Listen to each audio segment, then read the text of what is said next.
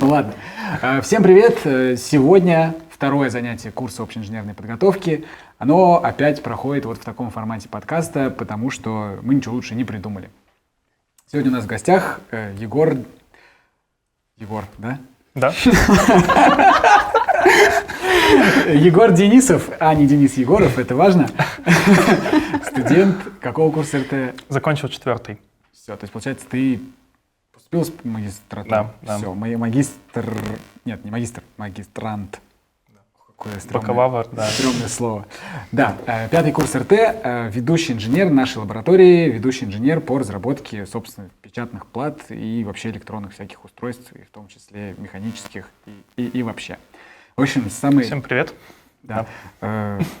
Егор занимается железом. Вот, если я в нашей лаборатории занимаюсь программированием, поэтому показываю вам всякие скрипты, то Егор непосредственно делает железо, и именно его мы попросили руководить процессом создания той самой учебной платы, с которой вы будете иметь дело. Да, вот этой платы.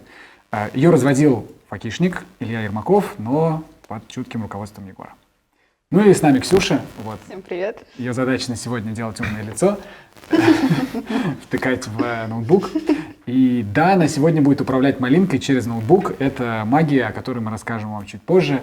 Это не магия, это просто 21 век. Вот. Вы научитесь, все будет хорошо. Тут офигенно. Вот. Подключайтесь. Все, Егор, сейчас буду спрашивать у тебя про плату. Давай для начала покажем вот этот рисунок зеленый.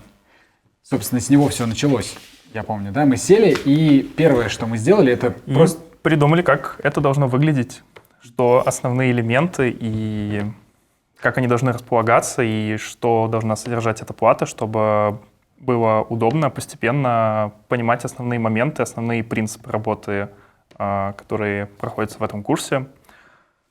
Да, и, собственно, мне кажется, вот это было чуть ли не самое сложное, просто нарисовать, на самом деле, рисунок. Вот. Главное была идея, а дальше была техника, о которой мы поговорим. Первый блок на плате, который точно должен был присутствовать, это блок светодиодов. Это блок, который называется... Здесь вот, в железе он здесь расположен. Чуть меньше. Да. Давай скажу, зачем он. Блок светодиодов нужен был для того, чтобы, просто учить порты ввода-вывода. Сейчас мы сделали отдельные занятия с брэдбордом и с макетной платой, с проводами, чтобы было чуть яснее. Их не просто так 8. Вот их 8, чтобы вы привыкали к двоичной системе счисления, в том, что в компьютере она двоичная. Расскажи, Егор, как они здесь подключены, потому что конкретно в этой плате они подключены не так, как мы подключали на занятии, не просто через резистор. Да. Хоть идейно суть ровно такая же, что у нас есть конкретный GPIO-вывод нашей Raspberry, и он управляет конкретным светодиодом. Здесь уже есть некоторые особенности экваториальной схемотехники, то есть, например, у нас уже не один светодиод на всю Raspberry, а их уже тут в сумме на плате 16. И, например, суммарный ток их потребления больше, чем тот, на который рассчитана сама Raspberry. И поэтому здесь уже в этой плате используются транзисторные ключи.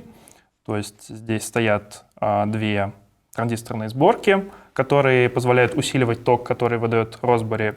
Их две, это забегая вперед, да? То есть забегая вперед, потому что здесь, две группы светодиодов.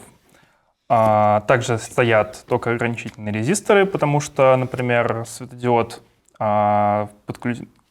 достаточно нестандартных подключений компонент, то есть обычно, как мы, с точки зрения логики, обычно привычно, что мы подали куда-то напряжение, оно нормально работает. Но со светодиодом так сделать сложнее, потому что у него довольно своеобразная вольтамперная характеристика. Дело в том, что, если мы возьмем светодиод, будем подавать на него некоторое напряжение и смотреть, какой через него течет ток, то мы увидим примерно следующий график. То есть при росте напряжения выше стандартных значений для конкретного светодиода у нас происходит резкий скачок тока. И напряжение нашего питания, которое мы бы хотели просто на светодиод подать, оно оказывается сильно выше, чем номинальное напряжение светодиода. Поэтому если мы напрямую подадим на него питание, то наши светодиоды просто сгорят. Поэтому, например, в схеме вводятся такие элементы, как токоограничивающие резисторы, которые позволяют находиться в нужной части вольтамперной характеристики и корректно работать с светодиодом. Мы, кстати, в предыдущем занятии, там мы видео прям сожгли светодиод. Мы прям подключили его без резистора, он реально сгорел, мы записали. И чтобы вот, мы очень надеемся, что записав это видео, мы не сожжем потом все светодиоды на каждой паре, а что все увидят и скажут, ну ладно, я не буду так подключать. Вот, так что прям это все не враки, все это уже видели. Так, что-то я умное хотел спросить. Нет, ну да, все, сожгли светодиоды. Вот, забыли Ксюшу попросить показать светодиоды, заинтересовать всех. Давай, поморгай и, пожалуйста, 8 штук, все горят, каждый по очереди. Ну, Да. можно все вместе зажигать, но оставим это студентам. Все, давай. Давай, как задумали. Горят все, можно зажигать все 8 разом. Можно зажигать все 8 разом, потому что мы поставили транзисторные сборки, которые не потребляют ток от контроллера, а потребляют От ток... GPIO-ножек микроконтроллера потребляют ток напрямую от питания, которое мы подаем и которое может быть достаточной Все, мощностью. и поэтому GPIO только открывает транзисторы, и когда она открывает, начинает идти ток, но он И идет уже, с питания. да, он берется с питания, и можно так включать даже довольно мощные светодиоды, либо какие-то более мощные нагрузки. Да. Есть интересная история с этой платой. Мы впаяли, когда зеленые светодиоды, в первую версию платы, у нас были резисторы килоом, по-моему, да, ограничительные. Ну, в общем, какие-то. И когда мы подключили эту плату, они были просто бесконечно яркие. Они просто сжигали глаза, и мы во второй версии прям меняли резисторы, чтобы поберечь глаза. Ну вот это блок светодиодов. На самом деле про него все подключается так же, как на первом занятии, но не напрямую с GPIO, а транзисторной сборкой. Это все про блок светодиодов. Он нам нужен для того, чтобы использовать ножки GPIO, что-то ими сигнализировать и, может быть, тренировать бинарную систему счисления. Следующий блок платы, который мы захотели добавить, про который у нас, собственно, будет целое отдельное занятие, это блок CAP. Правильно? Да? Или Digital to Analog Converter.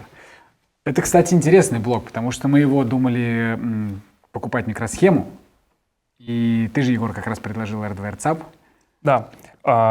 На самом деле ЦАП, несмотря на то, что может показаться изначально, что это какая-то сложная вещь, потому что это устройство, задача которого цифровой сигнал, то есть те самые GPIO-сигналы, которые мы, например, подавали на светодиоды, те же самые сигналы взять и преобразовать их уже в плавно меняющееся напряжение.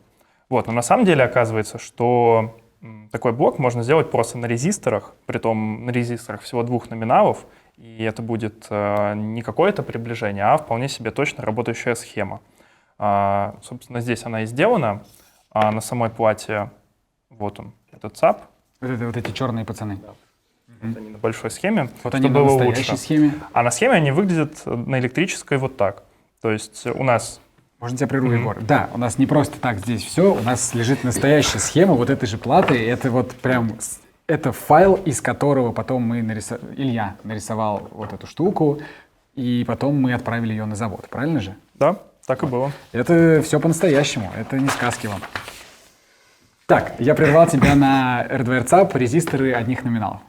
Вот, и вход его здесь слева. Мы просто подаем те же самые GPIO-сигналы, которые мы подавали на светодиоды. Тут мы их подаем вот сюда. И на выходе у нас получается уже готовое напряжение. Для наглядности, чтобы видеть, где у нас поданы единички, где у нас поданы нули на этот ЦАП, тут добавлены еще отдельные светодиоды. Они уже синие. И они, по сути, тоже подключены просто к GPIO-ножкам, но подключены к тем, которые идут на вход ЦАПа. То есть так мы можем видеть двоичный код, который мы подаем на цифроаналоговый преобразователь. На выходе из минусов такой схемы на резисторах, минус ее в том, что она имеет очень большое выходное сопротивление. Это значит то, что мы не можем подключить никакую нагрузку, потому что как только мы подключаем какую-нибудь нагрузку, например, обычную лампочку, то у нас вместо значений, которые должны быть, будут значения сильно меньше, потому что просто не хватает мощности у этого ЦАПа. Поэтому, например, в этой плате добавлен операционный усилитель, который увеличивает силу тока, который может потреблять нагрузка. То есть она не операционный усилитель не меняет напряжение на выходе ЦАПа, но позволяет снимать намного большую мощность его выхода. Вот.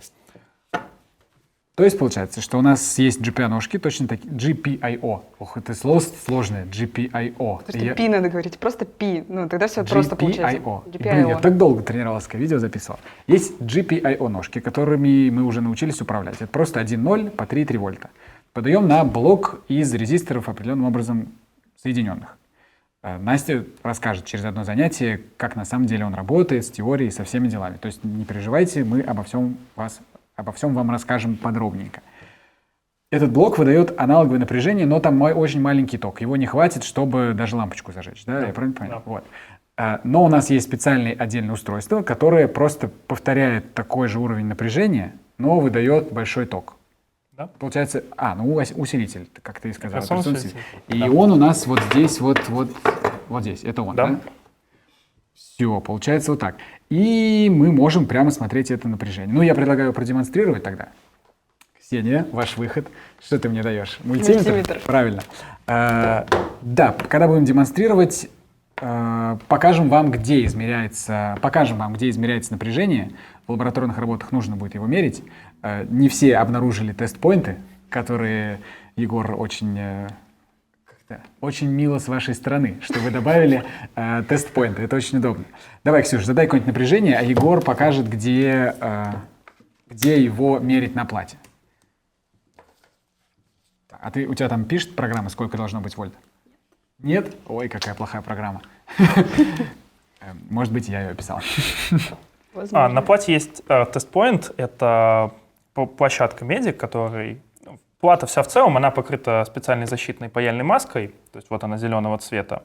Вся плата ей покрыта. Она нужна для того, чтобы в тех местах, где не нужно, не было доступа к металлу. То есть чтобы какой-нибудь там случайно упавший, проводящий какой-то что-нибудь никак не повредило плату, не повлияло на ее работу. Но возникает вот иногда задача взять и померить какие-то напряжения на плате. И для этого на плате делают, обычно круглые, вскрытия паяльной маски, которые позволяют получить электрический контакт с медью. Сейчас у нас задача померить напряжение АЦП. Напряжение ЦАП. Напряжение — это разность потенциалов между двумя точками. Здесь мы меряем разность потенциалов между Землей, вот тест-поинт Земли, и между выходом ЦАПа, вот тест-поинт ЦАПа. Соответственно, подключаем. Сейчас мы видим напряжение 1,276 вольта. Сейчас поменяем. Давай диапазон максимальное попробуем. Вот. Сейчас максимальное, порядка напряжения питания ЦАПа, то есть оно 3,3 вольта. Сейчас мы видим 3,245.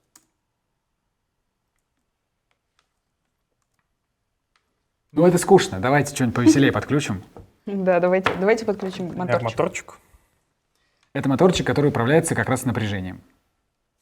Да, то есть скорость вращения мотора... Правильно его подключил? Там кругленький есть.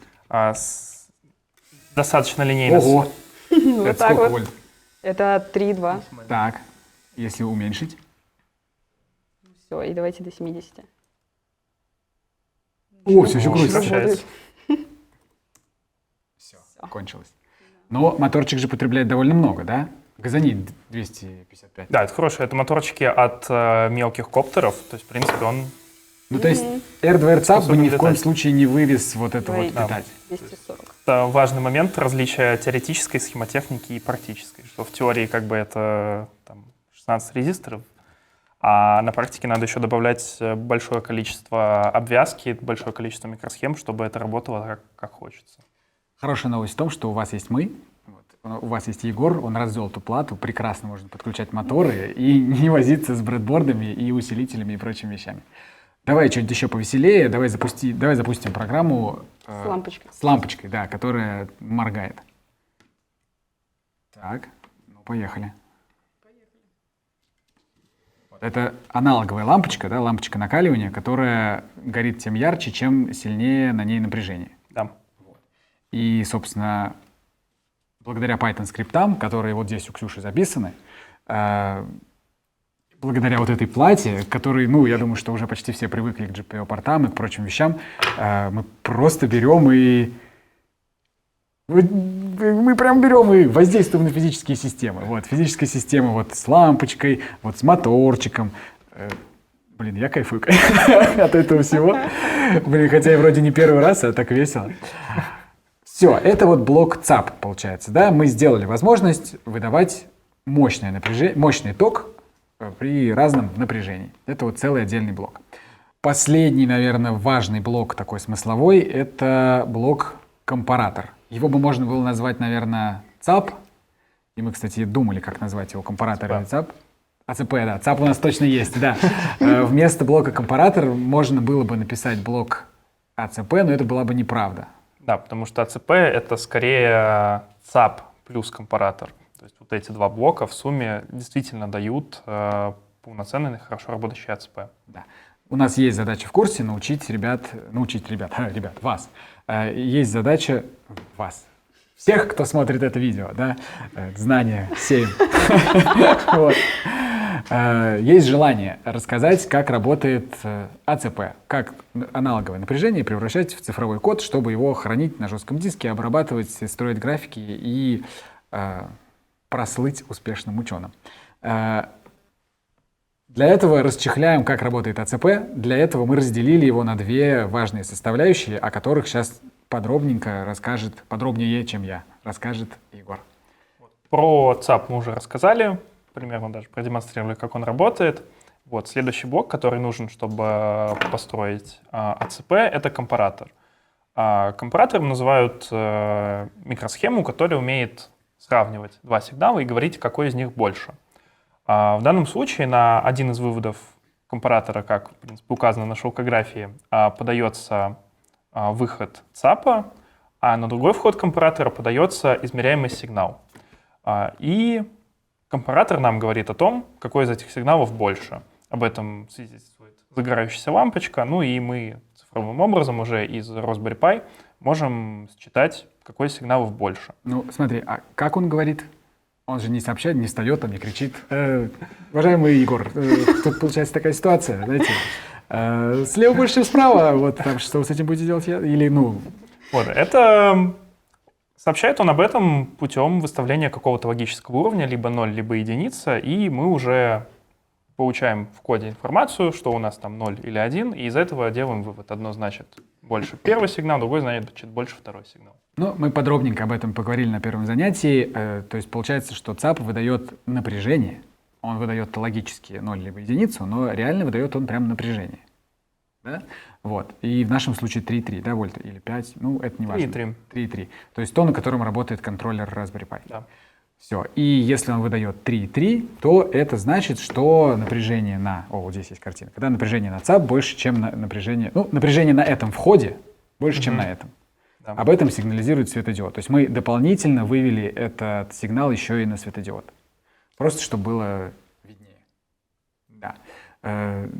Ладно, давайте сразу скажем. Ждет подвох, конечно, вас, когда вы будете программировать АЦП. Если светодиод горит, то ваш GPIO на самом деле будет считывать 0. Вот. Но это нужно один раз заметить, и все. Тут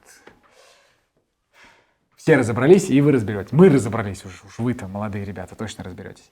Давайте продемонстрируем, наверное, как он работает, или что-то, или скажем про тройку модуль, что-то есть важное про нее. Давайте я скажу. Вот. Для того, чтобы отлаживать АЦП, очень удобно использовать потенциометр. Вот. А у нас было не очень много времени, и не очень большое желание было разрабатывать еще какие-то дополнительные платы, поэтому мы просто пошли в магазин и посмотрели, какие потенциометры самые доступные продаются. И нашли потенциометры в формате так называемый тройка-модуль. Они просто были готовы, их можно было купить. И мы на нашей плате предусмотрели место, куда можно вставлять тройка-модули. Они продаются на многих сайтах, там на ChipDip, на Амперке и так далее. Можно вставлять разные вещи сюда. Датчики освещенности, можно вставлять датчики давления, какие-то газовые датчики и так далее. Они все подходят к нашей учебной плате. Мы пока еще не развернулись в этом плане, но вот такое вот есть место для фантазии у нас. Да, ну идея такая, что тройка-модуль — это просто плата, на вход которой поступает питание, то есть плюс-минус. А на выходе она выдает просто аналоговое напряжение, которое уже в зависимости от типа тройки модуля, там это микрофон, датчик освещенности или потенциометр, ну, каким-либо законом связано с физическими процессами, которые происходят вокруг тройки модуля. То есть в данном случае это потенциометр, то есть это переменный резистор, который имеет 3 вывода, и вращая ручку потенциометра, у нас сопротивление между центральным и крайними контактами меняется.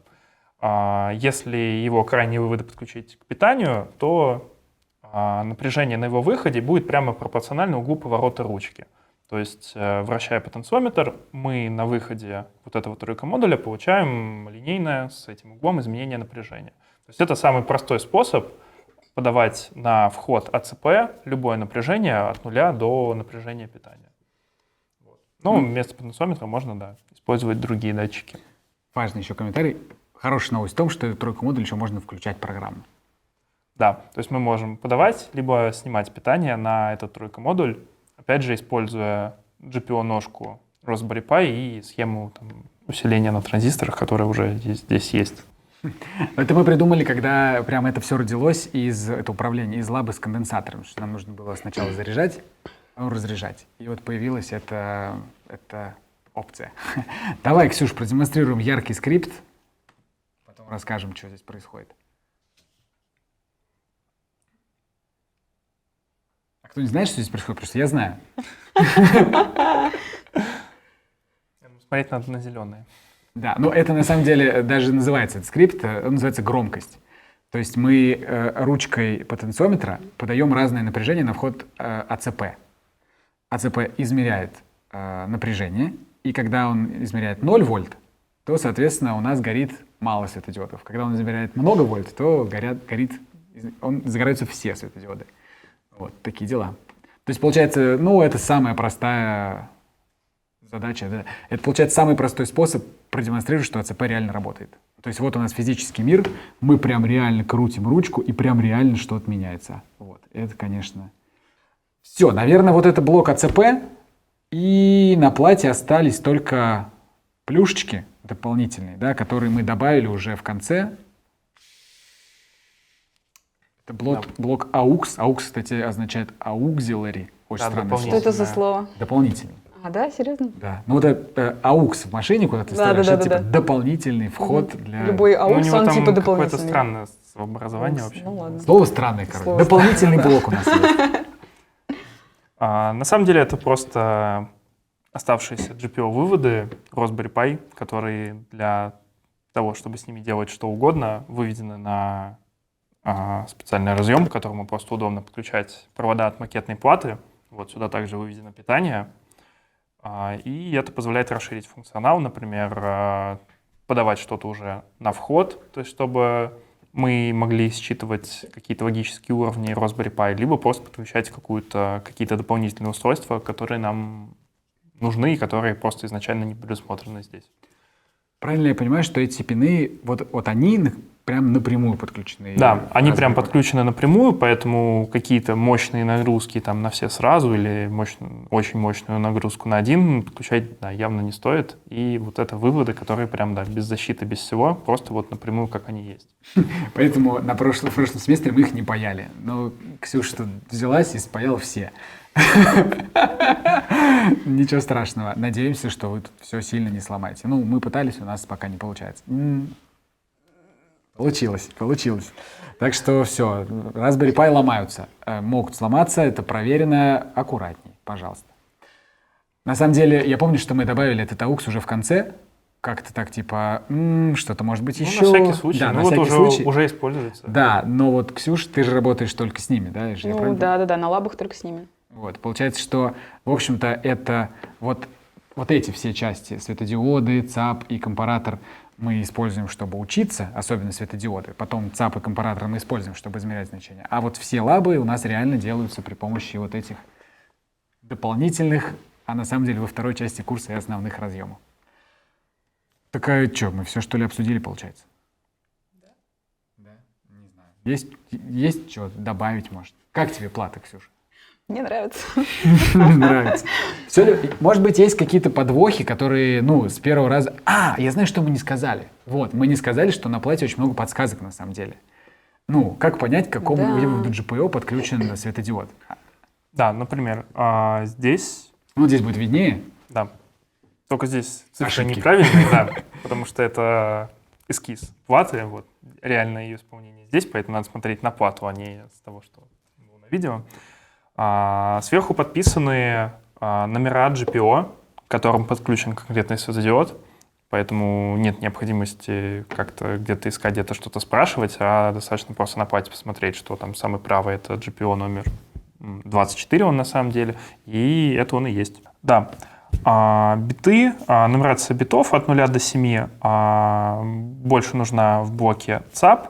Она позволяет интерпретировать, что значит зажженные светодиоды. То есть так как у нас ЦАП — это отображение байта, то есть 8 бит в аналоговое значение, мы вроде на компьютере выставили какое-то это цифровое значение, но здесь можно его визуально увидеть. То есть визуально увидеть именно в двоичном виде.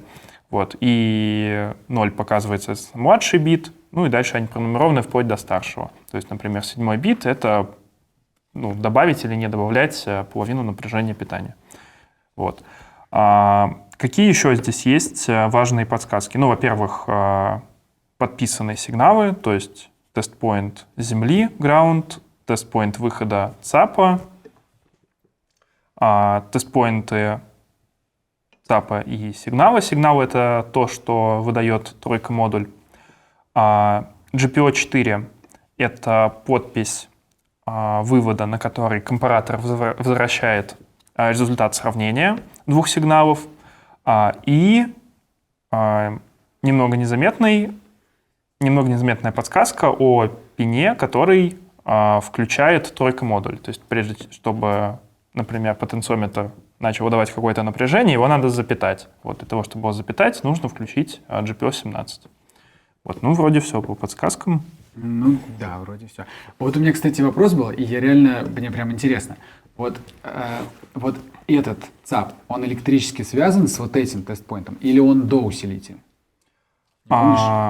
Этот ЦАП после усилителя, этот до усилителя. То есть напряжение на них одинаковое, но да, этот до, этот после. А если мы прозвоним, эти контакты прозвонятся? Нет. Ага. Я, по-моему, кому-то показывал, говорю, да вот, это же одинаково, смотри, хоп, и он не прозвонился. Короче, это разные тест-поинты. А грозит ли это чем-то? Нужно как-то обратить на внимание или... Нет, ничего страшного. То есть если их соединить, ничего не будет. Единственное, что на этот нельзя... если его чем-то нагрузить, то просто напряжение просядет, и все. Этот можно достаточно много нагружать, но это не особо удобно делать там да, но тут, конечно, придется повозиться. Да. Поэтому особо нечего обращать внимания. Да, наверное, на самом деле, все. Если бы мы тебе такое рассказали, когда ты учился, достаточно бы было? Да, если бы прям обратили внимание, это было бы достаточно, и вопросов было бы меньше. Как ты думаешь, мы сегодня обратили внимание на все, чего хотелось бы знать о плате до того, как... Да, мне кажется, да. Или что-нибудь забыли? Помнишь ли ты что-нибудь самое непонятное в этой плате? Что вызывало больше всего вопросов или недоумений? Самое непонятное, как работает компаратор, не очень была раскрыта тема. Просто сказали, так горит светодиод, так не горит, там что-то сравнивается, и ладно. А как работает, было не очень понятно. Про тройку модуль тоже очень мало чего сказали. Мы просто подключили и приняли как данное, что работает, все, работает хорошо. И последнее, точнее, наверное, первое, что было непонятно, это ЦАП. Изначально почти никто не понял, что там что-то происходит. Казалось, что это просто другие светодиоды, и они просто горят другим цветом, и все. А чтобы там что-то происходило, такого ощущения не было. Мы раскрыли тему. Теперь сделан акцент на том, что это ЦАП, у которого подсвечены выходы светодиодом, а не светодиоды, к которым что-то, оказывается, еще что-то подключено. Да, я думаю, да. Слава богу. Финалим? Все, друзья, на этом знакомство с платой закончено. Будут вопросы, наши телефоны в конце видео, или в комментариях, или где угодно. В общем, разберетесь. Пишите, звоните. Нет, не звоните, пишите в Телеграм, это надежнее. Там, когда новый человек пишет, отключено уведомление. Когда добавили эту функцию, я был просто прям счастлив. Да, сейчас мы закончим этот подкаст и с Ксюшей запишем вам задание. Да? Задание на это занятие. Нужно будет, в общем-то, сделать все то же самое, что на первом занятии, но повозиться уже с платой, а не с брэдбордом в чистом виде. Все, пока. Пока.